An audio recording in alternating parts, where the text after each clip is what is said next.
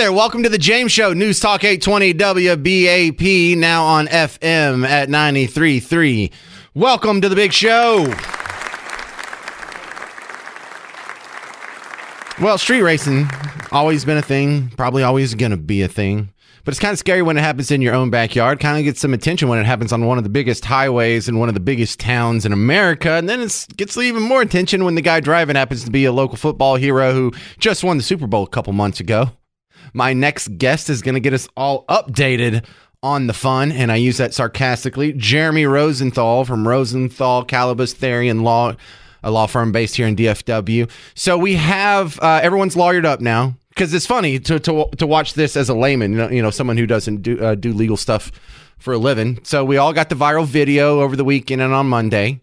Tuesday, everyone gets lawyers. Yesterday, everyone starts making statements. So, Jeremy, where are we at with this?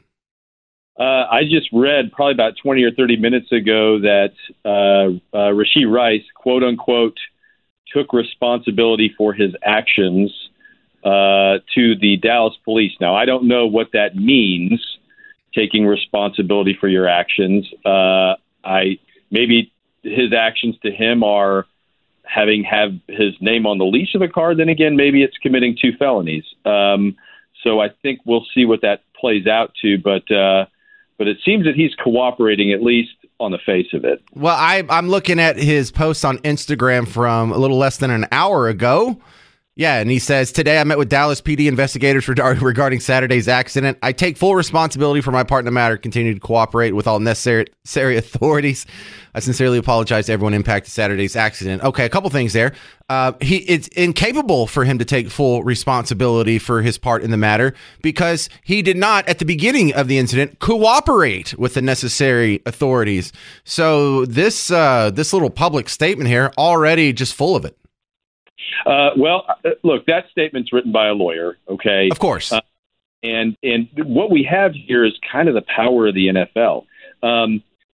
So he's racing, or maybe not racing. He is linked to both cars that are just driving like bats out of HE double hockey sticks. Right in that little canyon on Central Expressway, he cuts people off and then gets out, walks away. You got multiple felonies, but one thing that you have to do as a police officer or as a prosecutor is very simple. You got to put his hands on the wheels. If he's not driving that car, he's probably not really committed a crime, at least not one that you can prove. 100% of this case is putting his hands on the wheels. If he's my client, I'm telling him to shut up, shut up, shut up. But the NFL comes in. He's more scared of the Kansas City Chiefs in the NFL than he is of 2 felonies. That's why he's gone in and playing mea culpa.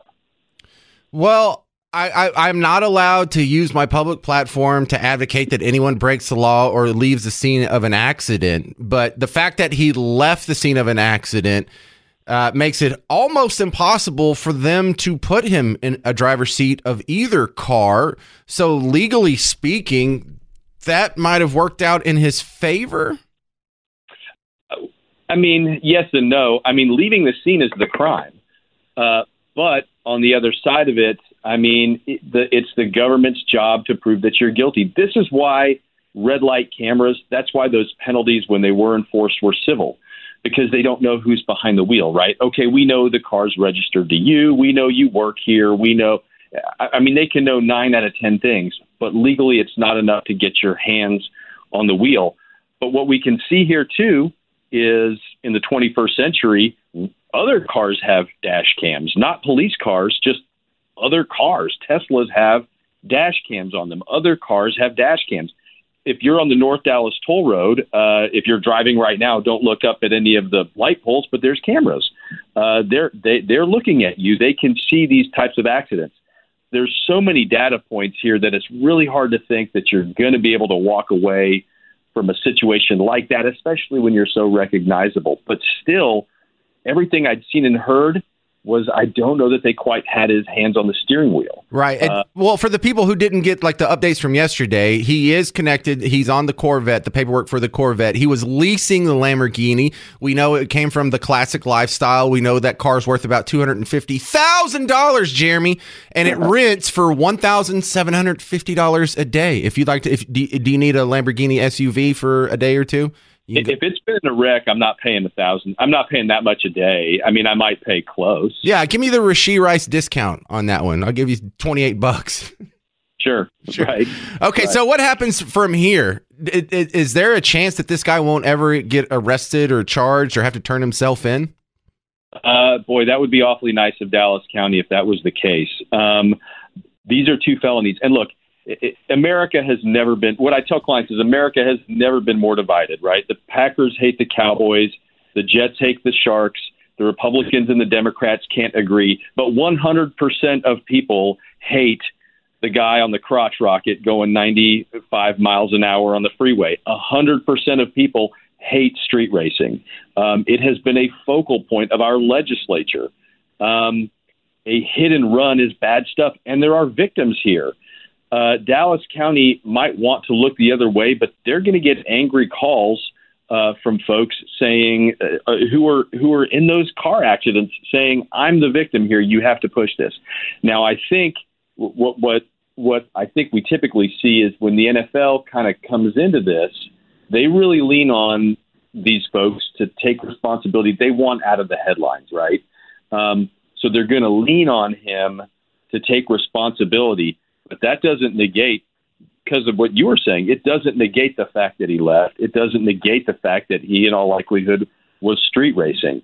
So he may get a better deal, but I can't see him avoiding 2 felonies out of this, especially if he's going to admit that his hands are on the wheel. But we don't know what he told the police, and that statement that he made was very calculated. All right, I'll keep an eye on this. You help me out with that. Jeremy Rosenthal, you can find him at texasdefensefirm.com, texasdefensefirm.com. Thank you, Jeremy. Thank you. All right, coming up next, look, if you have any inside info, I would love to hear from you on the Rashee Rice story. The question is, should he go to jail for this? Should he be arrested and charged with something? I think we can all agree that some laws were broken there, but maybe probation, maybe he should get a lot of community service. But do we send a guy to jail for this? Because on the other hand, if that wreck goes a little bit different and these guys are going 90 on 75, people could have died.